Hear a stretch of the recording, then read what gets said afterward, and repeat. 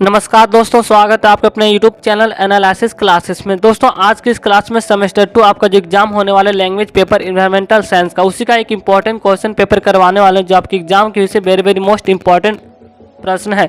चाहे आप BA, BSc, BCom किसी भी स्ट्रीम से हो, तो आपका प्रश्न है पर्यावरण अध्ययन से आप क्या समझते हैं, इसके कार्यक्षेत्र एवं इसके महत्व को लेकर। सबसे पहले आपको पर्यावरण अध्ययन के बारे में समझना होगा। पर्यावरण अध्ययन है क्या, इसके कार्यक्षेत्र आने के किन किन क्षेत्रों में फैला हुआ, इसका योगदान किन किन विज्ञान में है, या इसके महत्व को लिखना है।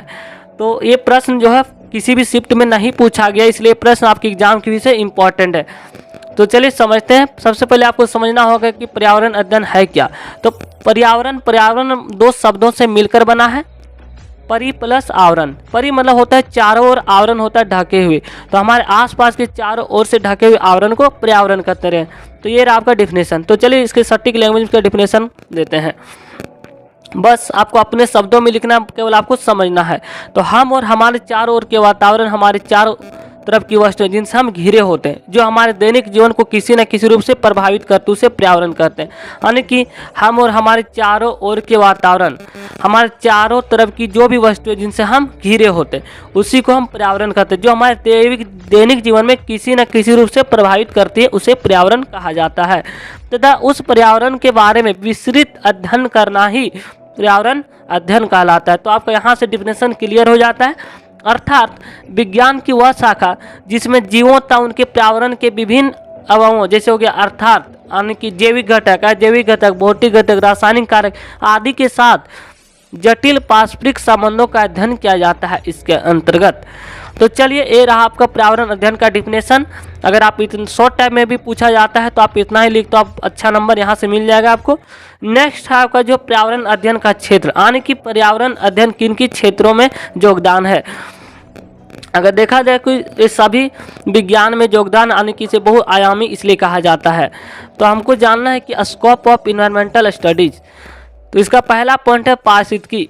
पारिस्थितिकी विज्ञान का वह क्षेत्र है जिसमें जीव तथा उसके बाद आवरण के आपसी संबंधों का अध्ययन करते हैं, तथा पारिस्थितिकी पर्यावरण अध्ययन का एक महत्वपूर्ण क्षेत्र है पारिस्थितिकी, जो इसका एक महत्वपूर्ण बिंदु है। दूसरा आपका पॉइंट है मानव स्वास्थ्य, पर्यावरण पर क्या असर पड़ता है। तो मानव एवं पर्यावरण के बीच प्रत्यक्ष संबंध होता है। मानव से जुड़े अनेकों बीमारियां पर्यावरण के माध्यम से फैलती है। जैसे पर्यावरण में फैलने वाली बीमारियां जैसे होती है वायु प्रदूषण, ध्वनि प्रदूषण, इन सभी कारण से हवा, जल, मिट्टी ईटीसी के द्वारा बीमारियां फैलती है। पर्यावरण में होने वाले कई परिवर्तन के प्रभाव का सीधा असर जो होता है मानव पर पड़ता है। इसलिए मानव स्वास्थ्य में पर्यावरण अध्ययन का एक आवश्यक क्षेत्र माना जाता है। तो ये आपका 2 पॉइंट रहा पर्यावरण अध्ययन के क्षेत्र में। तो चलिए अब इसको एक एक पॉइंट को, महत्व को समझने वाले महत्व आपसे पूछा जा सकता है। तो पहला आपका जो उद्देश्य होना चाहिए पर्यावरण अध्ययन का, कि जैव विविधता का संरक्षण के लिए आधुनिक पर्यावरण अवधारणा को स्पष्ट करना चाहिए। ये आपका पर्यावरण अध्ययन मतलब शिक्षा, मतलब इसका महत्व क्या है, इसका उद्देश्य क्या, इस पॉइंट को आपको लिखना है। दूसरा पॉइंट आपका है कि प्राकृतिक संसाधनों का अधिक से अधिक कुशलता से उपयोग करना। तीसरा पॉइंट आपका पर्यावरण के सुधार और संरक्षण में भाग लेना चाहिए। चौथा पॉइंट आपका है, इसका मुख्य उद्देश्य जो होता है पर्यावरण में सुधार और संरक्षण के लिए उपयोगों का मूल्यांकन करने की क्षमता विकसित करना। और अंतिम पॉइंट पांचवा है कि पर्यावरण के प्रति स्टूडेंट यानी विद्यार्थियों में जिज्ञासा, यानी कि विद्यार्थियों को पर्यावरण के बारे में बताना चाहिए, कि पर्यावरण है कैसे, संरक्षित कैसे किया जा सकता है, कल्पना एवं संपूर्ण शक्ति पैदा करना। तो ये सभी जो है इसके इम्पोर्टेंट पॉइंट है। चलिए कुछ और इम्पोर्टेंट पॉइंट देख लेते हैं। पियाजे के कथन के अनुसार, ये एक पर्यावरण से रिलेटेड है, साइंटिस्ट ही है। बच्चे दुनिया के बारे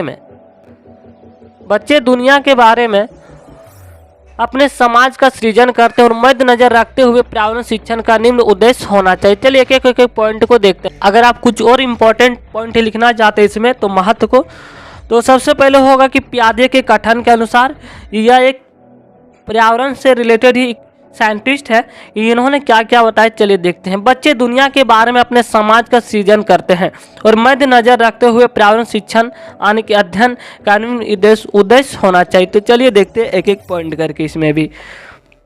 पहला पॉइंट आपका है कि पर्यावरण के प्रति विद्यार्थियों में क्या होनी चाहिए, जिज्ञासा, रुचि, कल्पना एवं स्मरण शक्ति का विकास करना, ये पहला उद्देश्य होना चाहिए।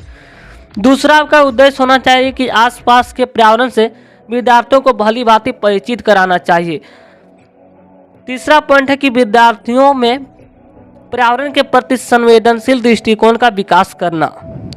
और चौथा पॉइंट आपका है कि प्रकृति की भिन्नता एवं इसके कारणों के विद्यार्थियों को बताना, यानी कि प्रकृति के बारे में विद्यार्थियों को बताया जाना चाहिए। कौन सा प्राकृतिक संसाधन, कौन मानव निर्मित संसाधन, इन चीज़ों के बारे में, इसका किन किन संसाधनों का उपयोग किया जा सकता है, इसके वैकल्पिक चीज़ों को बताना चाहिए। आपका चौथा पॉइंट है कि पर्यावरण हमारा धरोहर है और हम उसके पालक हैं। इस बातों का विद्यार्थियों को ज्ञान देना चाहिए। इंपॉर्टेंट टर्म है आपके एग्जाम के विषय। नेक्स्ट पॉइंट आपका विद्यार्थियों में भौतिक परिवेश तथा सामाजिक परिवेश के प्रति संवेदनशील तथा जागरूकता। ये सभी इंपॉर्टेंट पॉइंट है जो आपके एग्जाम के विषय प्रश्न जो है इंपॉर्टेंट है। पर्यावरण अध्ययन से आप क्या समझते हैं और इसके क्षेत्र और इसका महत्व। तो थैंक यू गाइज। अगर आप हमारे चैनल पर नए तो चैनल को सब्सक्राइब कर लीजिएगा ताकि आपको आने वाले वीडियो का नोटिफिकेशन समय पर मिल सके। तो नेक्स्ट वीडियो गाइज आने वाला है फूड चेन, जो आपके एग्जाम के विषय very very most important question है। और नेक्स्ट क्वेश्चन आपका ग्लोबल वार्मिंग। जितने भी हम क्वेश्चन करवा रहे हैं आपके एग्जाम के विषय इंपॉर्टेंट है। तो थैंक यू गाइज।